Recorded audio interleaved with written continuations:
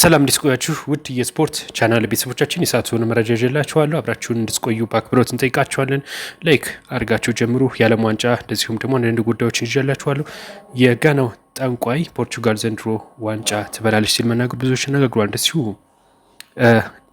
አሜሪካ ቱርክ ተሸንፋለች።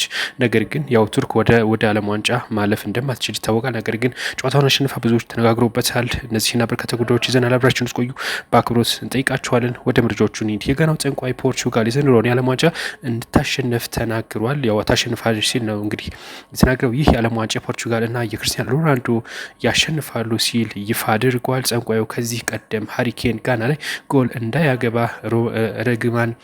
እርግማን ማድረጉ ይታወቃል። እናም ያም ተሳክቶለት እንግዲህ 0-0 መለያየታቸው ይታወቃል። ሃሪኬን ጎል ሳያስቆጥር ማለት ነው እና ብዙዎች ተነጋግረውበታል። እናም እንግዲህ ይሄም አሁን የተናገረው እውነት ይሆን የሚለው ብዙዎችን እያነጋገረ ነው የሚለው እና እናንተ ስለዚህ ምን ሀሳብ አላችሁ? ሀሳብ አስተያየት ካላችሁ አስቀምጡ። ሌላው ኮት ዲቫር በዓለም ዋንጫ ታሪክ ለመጀመሪያ ጊዜ ለጥሎ ማለፍ እንግዲህ ጨዋታ መድረሷ ነው የተነገረው ማለት ነው።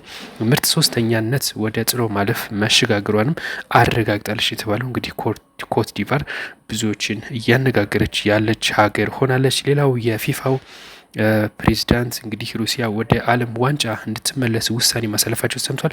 የዓለም እግር ኳስ አሳደር የሆነው ፊፋ ሩሲያ ወደ ዓለም ዋንጫ ውድድር የሚመልስ ውሳኔ አሳልፏል። ይህ ውሳኔ ለአዘርባጃን እግር ኳስ ፌዴሬሽን አስታውቋል የተባለው አዘርባጃን የመጀመሪያውን የወጣቶች ማለትም እድሜያቸው ከ15 ዓመት በታች የሆኑ ታዳጊዎች የዓለም ዋንጫ የምታስተናግደው መሆኑ ይታወቃል። ይህ ውድድርም የፊታችን ኦክቶበር 22 ቀን 2016 ጀምሮ እስከ ኦክቶበር 31 የሚጠናቀቅ ይሆናል። እናም ሩሲያ በዛ ላይ ተሳተፋለች ተብሎ ነው ፊፋ ያስታወቀው ማለት ነው። እናም ብዙዎች እንግዲህ የጠበቁት ጉዳይ ሆኖ ተመልክተነዋል። ሌላው እንግዲህ የዓለም ዋንጫን በተመለከተ ኔዘርላንድ ጃፓን ወደ ጥሎ ማለፍ መቀላቀላቸው ታውቋል። ኔዘርላንድ እና ጃፓን ተቀላቅለዋል። እንደዚሁም ደግሞ እኩለ ሌሊት ላይ 7 ሰዓት በተደረገው ጨዋታ ኔዘርላንድ ቱኒዚያን 3-1 መርታቷን ነው እንግዲህ ምድቡን በ7 ነጥብ በመሰብሰብ የበላይነት ሆና ማለፏ ታውቋል። ቀድማ መሰናበቷን ያረጋገጠችው ቱኒዚያም ምድቧ አንድም ጨዋታ ሳታሸንፍ 10 ግብ አስተናግዳ ተሰናብታለች። በተመሳሳይ ሰዓት ስዊድን ጃፓን ያደረጉት ጨዋታ 1-1 በሆነ አቻ ውጤት ተጠናቋል። ውጤቱን ተከትሎ ጃፓን በ5 ነጥብ እንግዲህ ጀርመን ተከትላ ሁለተኛ በመሆን ማለፏን አረጋግጣለች። እንደዚሁም ስዊድን ደግሞ በ4 ነጥብ ሶስተኛ ደረጃ ላይ ይዛ ማለፏ ነው በዚህ ላይ የታወቀው ማለት ነው። ሌላው ሌሊት ላይ እንግዲህ ወደ ሊነጋጋ አካባቢ የተደረገው ጨዋታ ነው ብዙዎችን ያነጋገረው።